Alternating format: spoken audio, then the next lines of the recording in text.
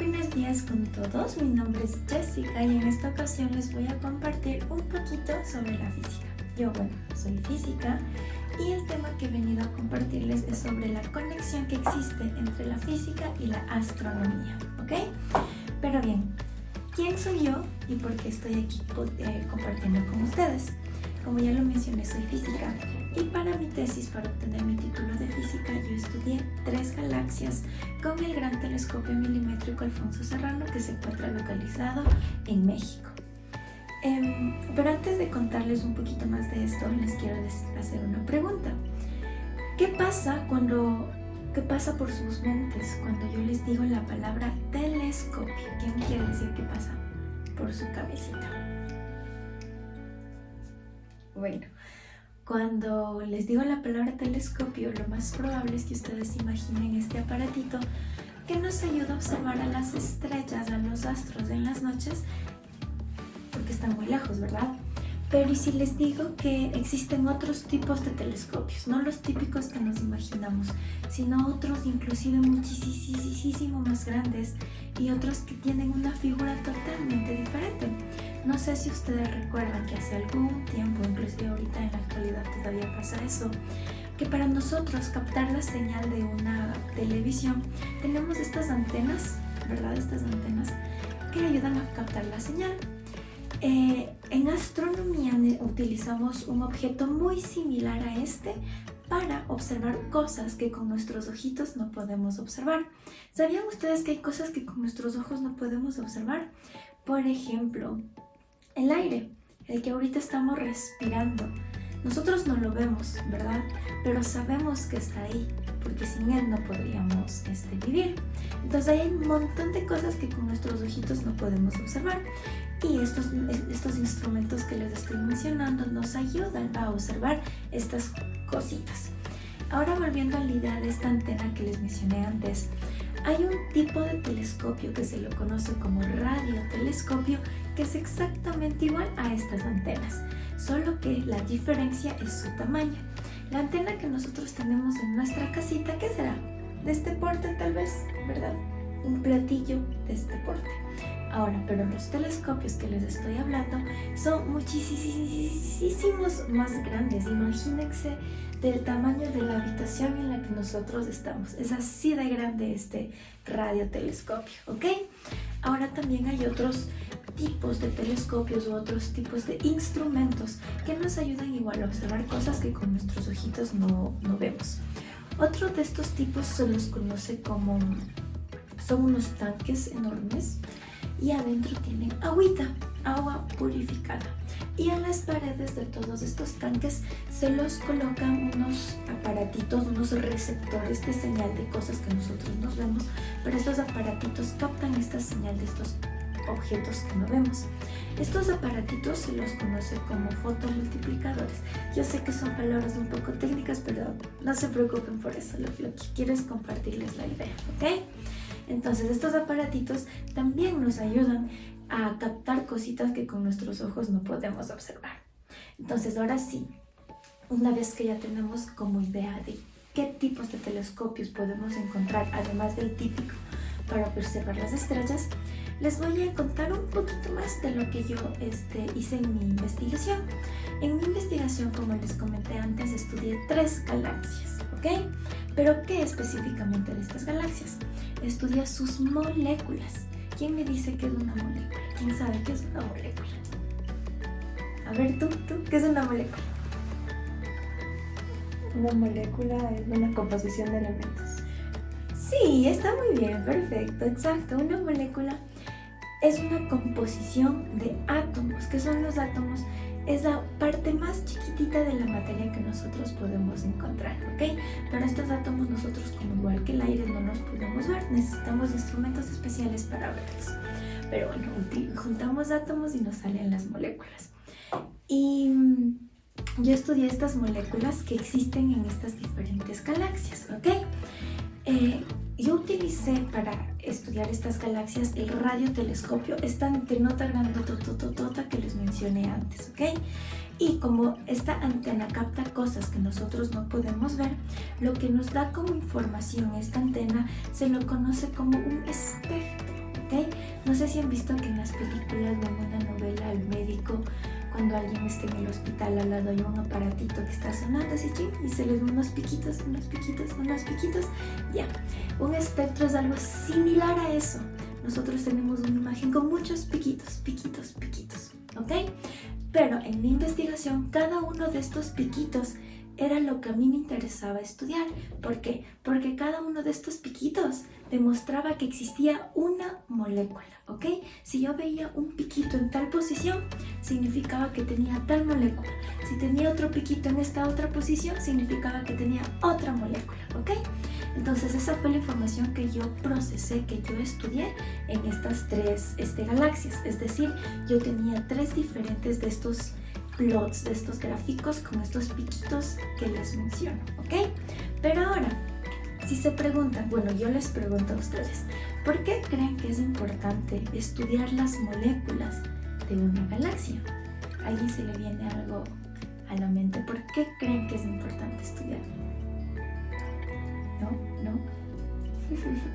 Bueno, es importante estudiar estas moléculas porque no sé si ustedes han escuchado últimamente que los astrónomos y todas estas agencias espaciales están buscando planetas habitables. ¿Qué quiere decir esto de planetas habitables? Nosotros sabemos que aquí en la Tierra tenemos ciertas condiciones para que se dé la vida, ¿verdad? Nosotros necesitamos aire, necesitamos luz, necesitamos agua, necesitamos alimento, un montón de estas condiciones para que nosotros podamos vivir aquí. Entonces, lo que los científicos están buscando es más planetas similares a la Tierra, con similares condiciones para que la vida también se genere por allá, ¿ok? A eso nos referimos con planetas habitables. Pero es muy complicado como que enviar a una persona a todos los planetas para que una persona vaya y verifique si verdaderamente este planeta tiene estas condiciones de planeta habitable. Entonces lo que se hace es precisamente estos estudios, similar al que les menciono con estos plots con piquitos, para estudiar las moléculas. ¿Y por qué las moléculas? Porque a partir de las moléculas se puede crear la vida. Si nosotros, por ejemplo, encontramos una molécula de carbono, nosotros estamos hechos de carbono, entonces esas moléculas podrían seguir transformándose, evolucionando para posiblemente formar algún ser vivo, ¿ok? Y por eso es importante estudiar las galaxias, ver y estudiar y saber qué moléculas hay en cada galaxia, porque nos puede dar información acerca de la composición de esta, ¿ok? Listo. Entonces, bueno, ahora que ya les he comentado un poquito acerca de mí,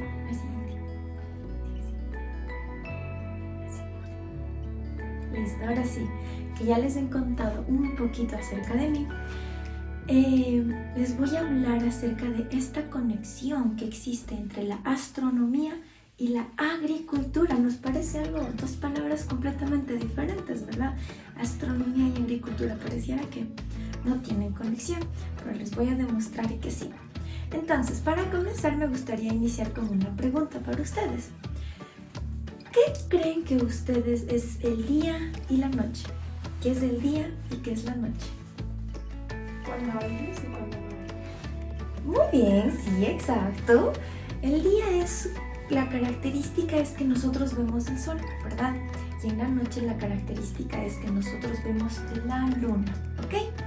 Entonces, pero si ustedes se preguntan, ¿qué es lo que genera el día y la noche? ¿Por qué nosotros aquí en la Tierra, bueno, y en otros planetas también, existe el día y la noche?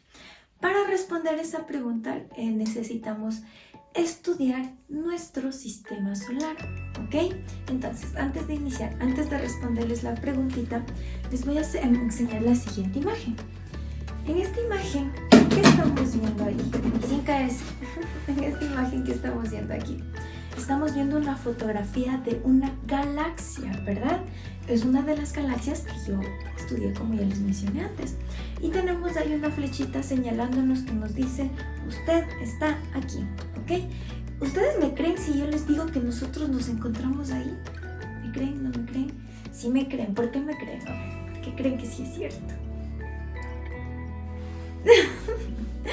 A ver, muy bien. Entonces, para entender por qué si nosotros estamos ahí, les voy a mostrar cuál es nuestro lugar aquí dentro del universo, ¿ok? Nosotros sabemos que estamos en el planeta Tierra, que ya les mencioné que tiene ciertas condiciones, ciertas especificaciones para que la vida se desarrolle, ¿verdad? Pero este planeta Tierra forma parte de un conjunto de planetas mucho más grande. Todo este conjunto de planetas se lo conoce como sistema solar. Y en el centro de nuestro sistema solar está nuestro queridísimo Sol, ¿ok? Entonces tenemos en el centro y alrededor planetas girando alrededor del Sol, ¿ok? ¿Quién recuerda cuáles son los planetas del sistema solar? A ver, tú, ¿cuáles son los planetas del sistema solar? Mercurio, Venus, Marte, Tierra, Júpiter, Saturno, Urano y Neptuno. Exacto, muy bien. Casi que lo dijiste perfecto. Solo tuviste una pequeña falla, el orden, ¿ok? A ver, les voy a enseñar la imagen de los objetos que componen el sistema solar. Como podemos ahí ver en la imagen, el objeto más grandote y brillante es el Sol, ¿ok? Luego del Sol viene Mercurio, Venus, Tierra, nuestra queridísima Tierra, Marte, Júpiter, Saturno, Urano, Neptuno. Y después de Neptuno tenemos unos planetas que se los conoce como planetas enanos. Son planetas cuyo tamaño es muchísimo más chiquito a todos los demás planetas del sistema solar. Por eso se los llama planetas enanos. Y tenemos como ejemplo a Plutón y a Carote, que son planetas enanos, ¿ok? Estos son algunos de los objetos que componen el sistema solar. También hay otros como por ejemplo los cometas y todo lo demás, ¿ok? Por eso son los principales que componen nuestro sistema solar, ¿ok? Pero ahora sí, ¿ustedes creen que la Tierra está estática cuando ya sabemos que la Tierra gira alrededor del Sol, ¿no es cierto? Entonces ahora vamos a ver cuáles son los movimientos efectivamente que está realizando la Tierra, ¿ok? Para eso voy a utilizar estos de aquí. Esta bolita amarilla va a simular nuestro queridísimo Sol y esta bolita más chiquitita que está pintada de color azul y verdecito está simulando nuestra Tierra, ¿ok? Entonces, nuestra querida Tierra no está quietita, ¿verdad? El primer movimiento que vamos a aprender acerca de la Tierra es el movimiento de rotación. Ahí está, el movimiento de rotación. ¿Qué es la rotación? ¿A qué les suena la palabra rotación? Rotar. Girar, exacto, muy bien. Entonces, el movimiento de rotación de la Tierra es cuando nuestra Tierra gira en su propio eje, ¿ok? Es como si la Tierra estuviera haciendo así, girando. Ese movimiento es el movimiento de rotación, ¿ok? Cuando la Tierra gira dentro de su propio eje. Este movimiento, la Tierra realiza una vuelta completa en 24 horas, es decir, empieza, pasan 24 horas y vuelve a su misma posición, ¿ok? Se demora 24 horas. Y este movimiento de rotación es el que genera el día y la noche. ¿Y por qué? ¿No es cierto que nosotros tenemos el Sol en nuestro centro y tenemos a la Tierra aquí? La Tierra, la mitad de la cara de la Tierra que está directamente en contacto con el Sol, obtiene los rayos solares directamente, mientras que la cara que está acá atrás permanece oscura, ¿verdad? Entonces mientras la cara que estaba obteniendo los rayos de sol es de día, pero la cara que está en la parte de atrás, donde no está recibiendo los rayos de sol, es de noche, ¿ok? Pero como la Tierra está girando, el movimiento de rotación, va a llegar en un punto en el que la cara que estaba oscura ahora va a estar clara, porque ahora está recibiendo los rayos de sol directamente, y ahora la cara que estaba clara ahora está oscura, ¿ok? Entonces, ahora el movimiento de rotación es el que genera el día y la noche, ¿ok? Entonces ahora ya sabemos que ¿por qué existe el día y por qué existe la noche? Debido al movimiento de rotación de nuestra Tierra, ¿ok? Pero la Tierra Tierra también tiene otro tipo de movimiento además de este. Como les había mencionado, nuestra Tierra está girando alrededor del Sol, ¿ok? Y este movimiento que hace la Tierra alrededor del Sol se lo conoce como movimiento de traslación, ¿ok? Y el tiempo que demora la Tierra en estar desde esta posición, girar y llegar a la misma posición es de 365 días con 5 horas y 49 minutos, ¿ok? No es 365 días como normalmente lo sabemos en un año, ¿ok? Es 365 días, 5 horas y 49 minutos. Pero ustedes se preguntarán, ¿qué pasa con estas 5 horas y 49 minutos? ¿Ustedes han escuchado hablar del año bisiesto? Bueno, el año bisiesto es cuando el año se le aumenta un día más. Es decir, ya no son 365 días, sino ya son 366. ¿Y por qué pasa esto? Porque efectivamente la Tierra en hacer este movimiento de traslación no se demora 365 días exactos, sino 5 horas más 49 minutos, ¿ok? Y por eso es que cada 4 años se le suma un día más al año para recompensar estas 5 horas, ¿ok?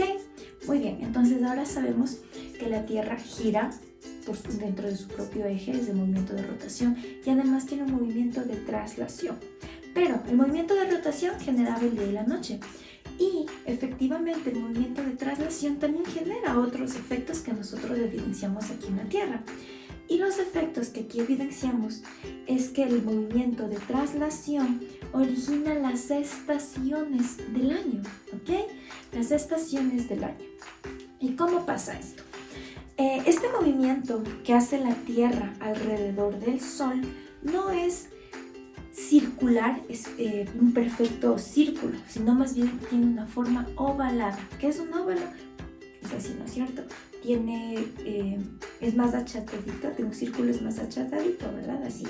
Entonces, como debido a que el movimiento que hace la Tierra es similar a un óvalo, de hecho su nombre correcto es eclipse, pero para no confundirlos vamos a llamarlo que es un óvalo. Hay ciertas épocas del año en que la Tierra está más cerca al Sol y otras épocas del año en el que la Tierra está más lejana al Sol. Cuando la Tierra está más cerca al Sol, por obvias razones, la temperatura un poquito sube, ¿verdad? Y cuando está más alejado, las temperaturas un poquito bajan, ¿ok? Y esto coincide con ciertos meses del año. Por ejemplo,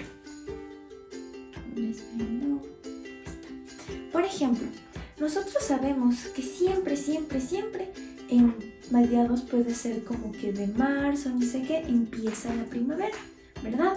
Es cuando más o menos la Tierra está aquí, está más cerquita y empieza la primavera. Esta primavera coincide con el 21 de marzo y se la conoce como el equinoccio de primavera. De ahí pasan 3 meses y llega un punto más alejado. Luego este punto se lo conoce como el solsticio de verano, que coincide con el 21 de junio. A este solsticio de verano es, de hecho, como su nombre lo dice, el inicio del verano, ¿ok? Ahí pasan otros meses y vuelve la Tierra acá. En cambio, a este otro extremo se lo conoce como equinoccio de primavera. En este punto empieza la primavera y coincide con el 23 de septiembre, ¿ok? Ya nuestra Tierra sigue girando, llega a este otro punto. A este otro punto se lo conoce como el solsticio de invierno, ¿ok? Porque igual como está más alejado, las temperaturas un poquito bajan y coincide con el 21 de diciembre, ¿ok? Entonces, debido a este movimiento de traslación, es que nosotros podemos tener las diferentes estaciones del año, ¿ok?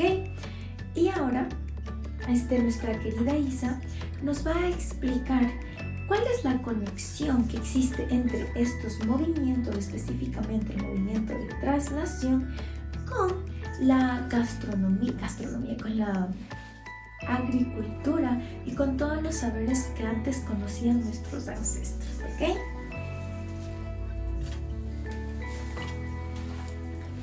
Hola chicos, ¿qué tal? ¿Cómo están? Como me presentó Jessie, yo soy Isabel.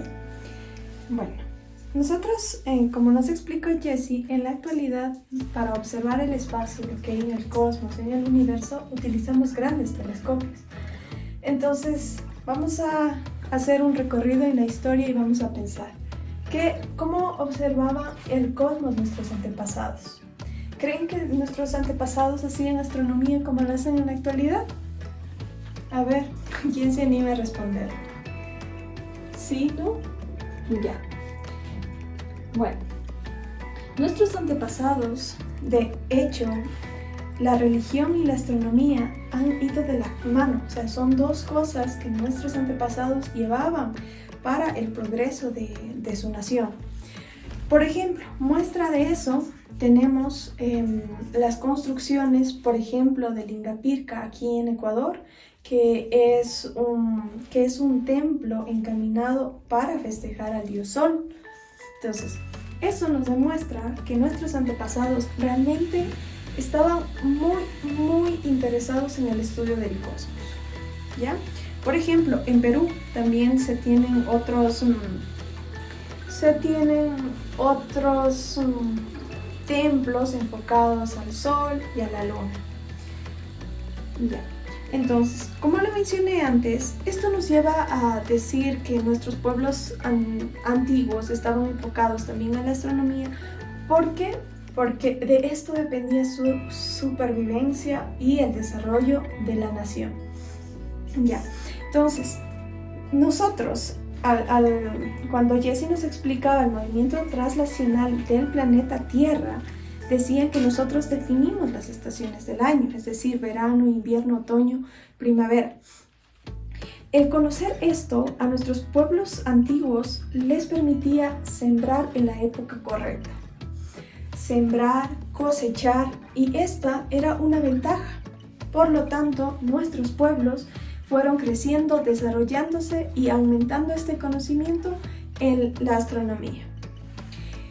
Ya, entonces, esto también, como les mencionaba antes, esto también estaba muy encaminado con la religión. Nuestros antepasados eran politeístas, es decir, que creían en varios dioses. Y los dioses, pues antes de la llegada de los españoles a América, eran creer en el sol, la luna, las montañas, la Pachamama, que es la tierra, el agua, entre otros. ¿Ya? Con ello viene encaminado las fiestas religiosas. Y en este punto tenemos una fiesta súper importante ahora para los pueblos andinos, tanto en Ecuador, Bolivia y Perú, como es el Inti Raymi. El Inti Raymi se celebra el 22 de junio, justo en el solsticio de verano. Eso quiere decir que nuestros antepasados tenían un conocimiento exacto en qué momento el sol se encontraba en su máximo esplendor, y como empieza verano, también se aprovechaba de esta época y se rendía homenaje a la cosecha, a la producción que se tuvo en ese año, y se daba las gracias, una gratitud. ¿Ya? Entonces, en nuestras ceremonias siempre escuchamos que Yupaychani Taita Inti, que esto quiere decir muchas gracias Padre Sol. En realidad esto es algo que pareciera tan superficial, pero tiene un concepto o un trasfondo muy enriquecedor y largo. Por ejemplo, el sol nos da la energía para que la vida en este planeta pueda subsistir. Entonces, cuando nosotros decimos que gracias al sol tenemos esa cosecha, pues estamos hablando de un proceso de fotosíntesis. Este proceso de fotosíntesis, ¿qué es? Utiliza la radiación que llega del sol hacia nuestro planeta, llegan hacia las plantas, estas plantas transforman en producto bruto, este producto bruto lo pueden comer los animales, incluso nosotros mismos los comemos y hacemos una cadena alimentaria. De tal manera que gracias al sol nosotros logramos un desarrollo energético. Es decir, todo lo que existe en este planeta tenemos energía que proviene del sol, ¿ya? Otra cosa también importante que hay que mencionar del sol. Entonces, siempre nos levantamos y decimos, ay, quisiera ver una estrella. o en las noches estrelladas, quisiera tener la luna de cerca. ¿Ya? ¿Creen ustedes que el sol es una estrella? No. No. Ya, bueno. La respuesta es que el sol es una estrella. Entonces, cuando nos imaginamos los típicos dibujitos que a veces hacemos en casa o nos imaginamos cuando vemos en la noche, realmente al siguiente día, cuando sale el sol, estamos viendo una estrella. Tenemos una estrella así. Otro dato curiosísimo del sol es que la energía o los rayitos del sol tardan en llegar a nuestro planeta en 8 minutos. ¿Esto qué quiere decir? Bueno, solo por datos curiosos. Por ejemplo, digamos que de alguna manera vamos a pensar hipotéticamente. Digamos que en el sol vamos a poner una cortina. Entonces, a los 8 minutos nosotros nos vamos a dar cuenta que realmente el sol ya no está emitiendo energía. ¿Ya? Entonces, esto también nos lleva a pensar en las distancias. Cuando nosotros hablamos de astronomía, son distancias sumamente grandes, tiempos sumamente grandes, por eso lo denominamos astro, súper grande. Analizar algo en macro. ¿Ya? Entonces, en nuestros pueblos ancestrales, el Inti Raymi se celebra actualmente para dar gracias de las cosechas, de la producción que hemos tenido, y en la actualidad también hace como una referencia a la resistencia de nuestros pueblos aborígenes en mantener estas creencias. ¿Debido a qué? Debido a con la llegada de los españoles, con la religión católica, todo esto era idolatría. Entonces, los religiosos trataron de eliminar todas estas costumbres. Sin embargo, en la actualidad todavía seguimos celebrando el Inti Raymi en la provincia del Cañar, en la provincia de Otavalo y en sí en donde están radicados los pueblos andinos. Ya. Consecuente a esto también vamos a hablar de un satélite de la Tierra. Nosotros lo observamos todas las noches, a veces pensamos que nos persigue, a veces la tenemos más chiquita, otras veces más iluminada, unas veces más blanca, otras veces más oscura. Siempre nos invita a pensar la luna. Entonces, ¿ustedes creen que el ser humano ha llegado a la luna? ¿Creen? ¿Sí? Muy bien, excelente. En 1976, el primer humano llegó a la luna, colonizó la luna. Desde ese entonces no hemos vuelto. También en nuestras festividades indígenas, nosotros también celebramos el Quilla Raymi. ¿Ya? Entonces, el Quilla Raymi lo festejamos por dos razones fundamentales. El primero es porque nosotros, o en la cosmovisión andina, relacionan el periodo orbital de la luna. El periodo orbital de la luna realmente se tarda aproximadamente 28 días. Estos 28 días se asemejan con la fertilidad de la mujer. Su periodo menstrual dura 28 días. Entonces, por eso se celebra el Quilla Raymi en honor a la mujer y a la fertilidad, y también se le entrelaza con la Pachamama, la fertilidad de la Pachamama. ¿Por qué fertilidad?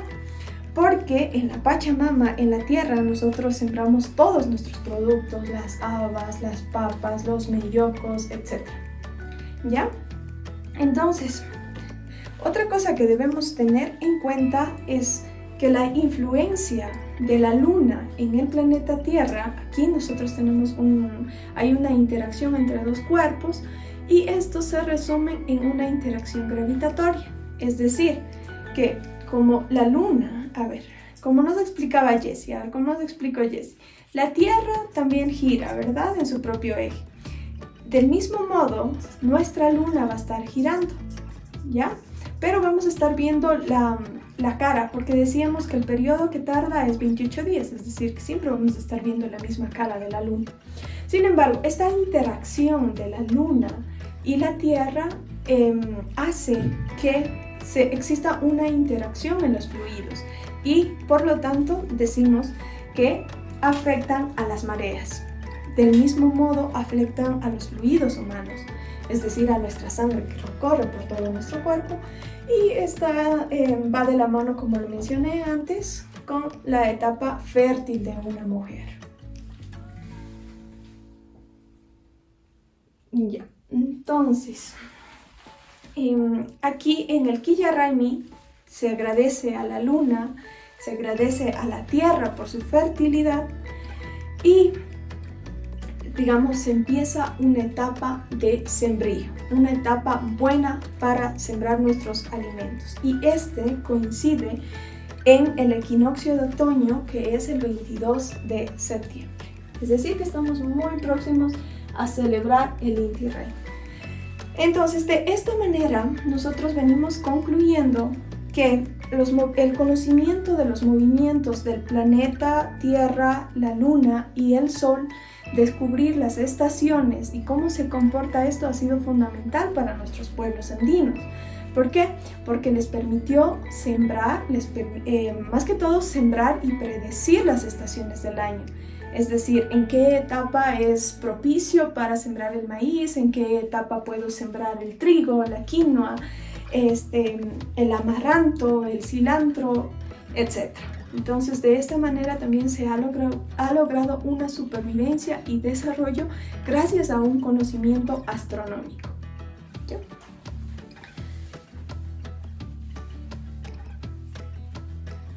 A continuación vamos a hacer un experimento con nuestra queridísima Jess. Me quedo.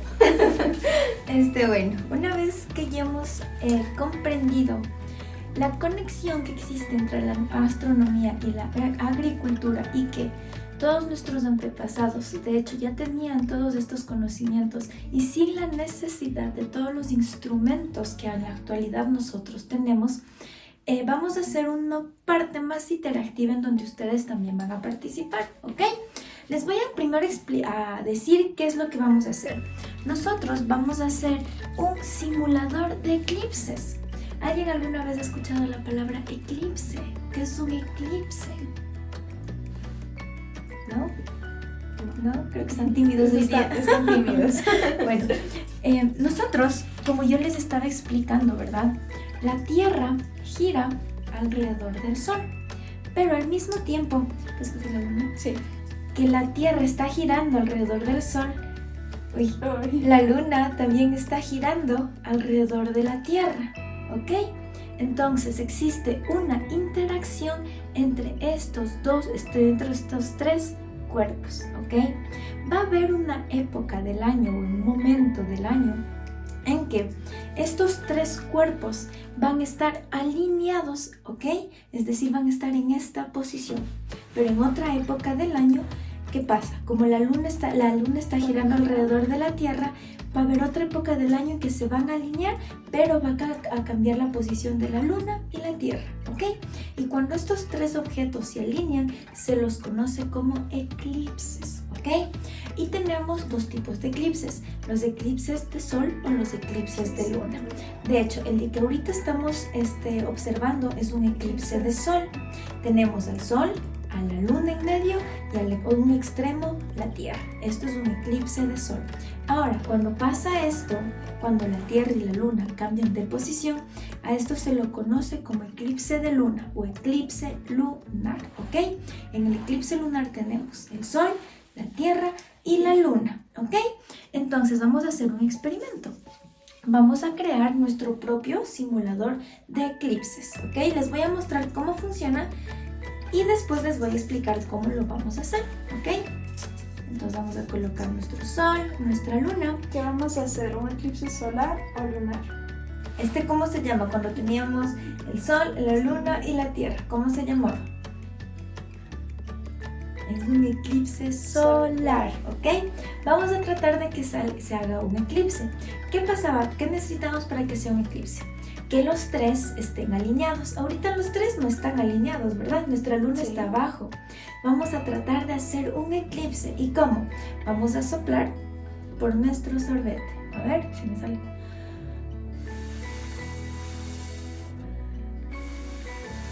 Ahí está, ahí está. casi un aire. Ok, bueno, este es un simulador de eclipses. Esto es lo que vamos a hacer, ¿ok? Y para construir este vamos a necesitar los siguientes materiales. Primero, 3 bolitas de 3 diferentes tamaños. La más grande va a representar nuestro Sol, la mediana va a representar nuestra Tierra y la pequeñita la Luna. ¿Qué más necesitamos, Isa? Necesitamos un cable para simular las órbitas por donde en teoría van a estar recorriendo, ¿verdad? El Sol y el planeta Tierra.